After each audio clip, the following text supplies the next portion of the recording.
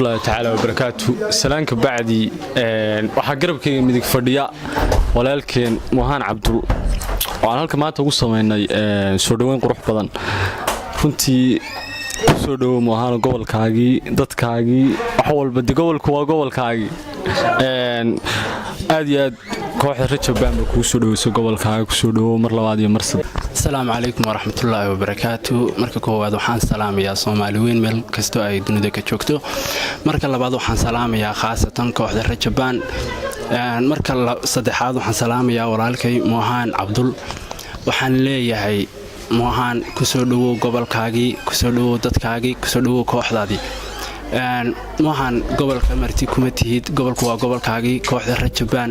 oo soo dhaweynta ku sameysay maantana marti kuma tihid waa kooxdaadii markasta iyo waqti kasta iyo goob kasta waad kulmi karasaan waxaan ku leeyahay walaal soo dhawo waxaan rajaynaynaa insha Allah inaynu kulankan ka balaaran oo kooxda dhan joogta aan wada qaadano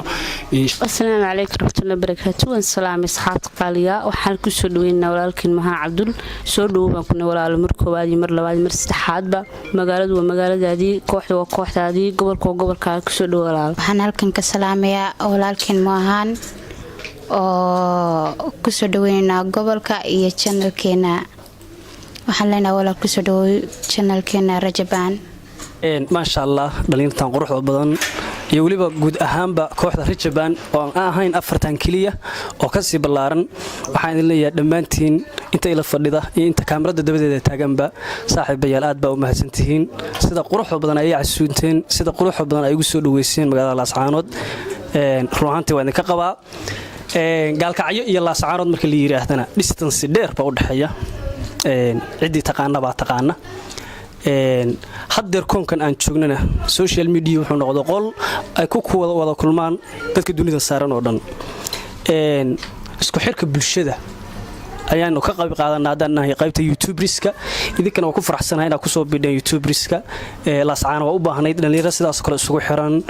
oo wax soo saada filmaan soo tabisa challenge soo sameeysa isku caloolfiyo isku qanacsan way u baahnayd Laascaano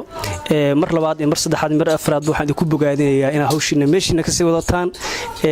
annaga iyo YouTuberiska ka horeeyna mar kasta waa idil garab taaganahay wixii aan idinka soo horeeynay wixii kalena idinki baa fahansan ma sha Allah mar labaad iyo mar saddexaad waa idinka qabaa sidaan quruxda badan ay soo dhaweyseen mana aha mid aan iloobi doono meel kasta aan tagana waxaan noqon doonaa dhalinyaro wada socota haddii la yiraahdo aad baa u mahadsantihiin